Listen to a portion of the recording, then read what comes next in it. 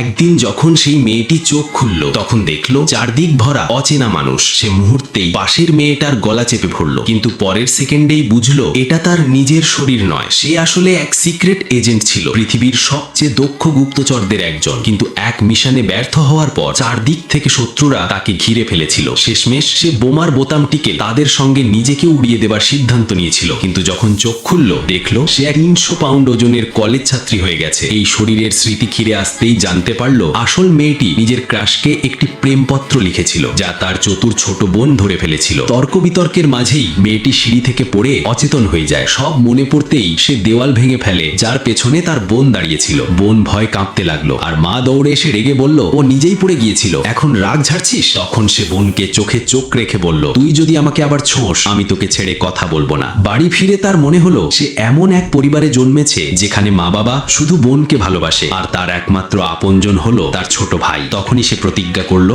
আর দুর্বল নয়, এখন থেকে আমি বদলে যাব। সে কঠোর ডায়েট আর এক্সারসাইজ শুরু করলো। মাত্র 1 মাস পর কলেজের নতুন সেশন শুরু হলো। যে মোটা মেয়েকে সবাই নিয়ে হাসাহাসি করত, এখন সে এমন এক সুন্দরী মেয়ে, সবাই তাকিয়ে রইল অবাক হয়ে। তার মনে পড়লো আগে ক্লাসের মেয়েরা তাকে টিজ করত, বাথরুমে বন্দী করে রাখতো, আর যে ছেলেটিকে সে পছন্দ করত সেও তাকে আবর্জনা ভাবতো। এবার সে ঠিক করলো সবাইকে শিক্ষা দেবে যারা তাকে কষ্ট দিয়েছিল। ঠিক তখনই কয়েকজন মেয়ে যারা একসময় তাকে অপমান করত আবার তার পুরনো চেহারা নিয়ে হাসতে লাগলো। তারা দরজায় একটি বালতিতে পানি রেখে প্র্যাঙ্ক সাজিয়েছিল, কিন্তু সে দরজা খুলতেই এক লাথি মারলো, দরজাটা উড়ে গিয়ে পড়লো, আর বালতির সব পানি উল্টো সেই মেয়েদের গায়ে পড়লো। ব্যাং!